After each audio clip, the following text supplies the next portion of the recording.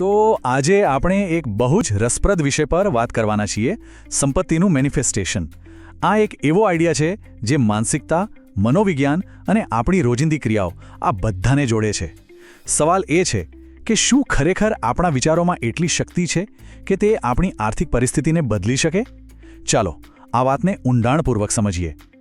આ સવાલ થોડો વિચિત્ર લાગે નહીં કે શું માત્ર એક વિચારથી કોઈનું બેંક એકાઉન્ટ ભરાઈ શકે? જુઓ, આ કોઈ જાદુઈ વાત નથી, પણ એક એવી પ્રક્રિયા છે જેને જો બરાબર સમજવામાં આવે તો ઘણું બધું શક્ય બની શકે છે. અને આજે આપણે આ જ સવાલના મૂળ સુધી પહોંચવાની કોશિશ કરીશું. હવે સંપત્તિ કેવી રીતે મેનિફેસ્ટ કરવી એની પદ્ધતિઓ પર જઈએ એ પહેલાં એ સમજવું બહુ જ જરૂરી છે કે આખી વાત છે શું. આપણું મન અને સંપત્તિ આ બંને વચ્ચે એક બહુ ઊંડું કનેક્શન છે અને એ જ આખી પ્રક્રિયાનો પાયો છે. તો આ મેનિફેસ્ટેશન છે શું? એકદમ સરળ શબ્દોમાં કહીએ તો એ આપણા વિચારો, આપણી માન્યતાઓ, આપણી લાગણીઓ અને આપણા કામ, આ ચારે વસ્તુઓને એક જ દિશામાં ગોઠવવાની કળા છે. એટલે કે આ માત્ર કંઈક મેળવવાની ઈચ્છા કરવાની વાત નથી, પણ મનમાં જે બ્લુપ્રિન્ટ છે, જે નકશો છે, એને હકીકતમાં ઉતારવાની એક સ્ટેપ બાય સ્ટેપ પ્રોસેસ છે. આ એક વિચાર છે જે ખરેખર વિચારવા જેવો છે. આનો સીધો અર્થ એ છે કે સંપત્તિ ફક્ત બહારની દોડધામથી નથી મળતી. એ તો આપણી અંદરની સ્થિતિનું પરિણામ છે. જ્યારે આપણે આપણી જાતને એવી બનાવીએ છીએ જે સંપત્તિને આકર્ષિત કરી શકે, ત્યારે તે આપોઆપ આપણી તરફ ખેંચાઈ આવે છે. હવે આ બધી વાતો તો ઠીક, પણ શું આનો કોઈ વૈજ્ઞાનિક આધાર છે? શું આ માત્ર હકારાત્મક વિચારસરણી છે? ના, એનાથી ઘણું વધારે છે. ચાલો હવે જોઈએ કે વિઝ્યુઅલાઇઝેશન એટલે કે કોઈ વસ્તુની માનસિક કલ્પના કરવી એ કેવી રીતે એક પ્રોફેશનલ ટૂલ તરીકે દુનિયાભરમાં વપરાય છે.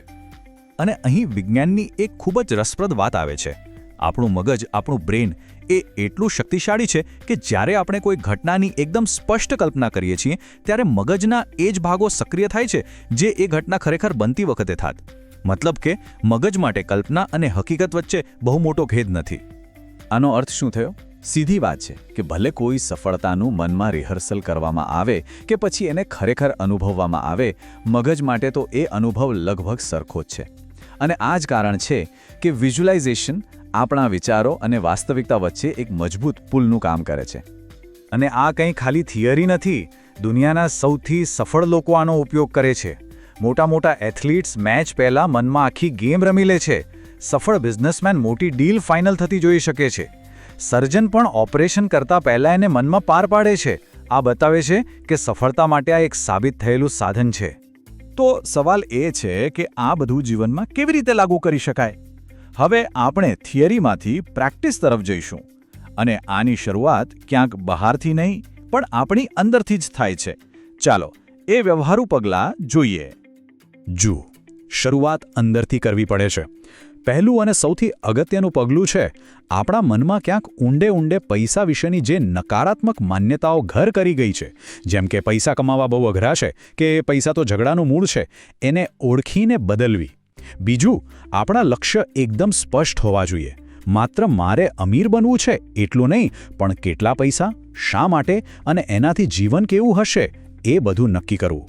અને ત્રીજું, દરરોજ માત્ર 10-15 મિનિટ કાઢીને એ સફળતાની કલ્પના કરવી અને હકારાત્મક વાક્યોનું પુનરાવર્તન કરવું. આનાથી આપણો માનસિક પાયો મજબૂત બને છે. એકવાર આપણી માનસિકતા, આપણો માઇન્ડસેટ સાચી દિશામાં ગોઠવાઈ જાય પછી વારો આવે છે એક્શનનો.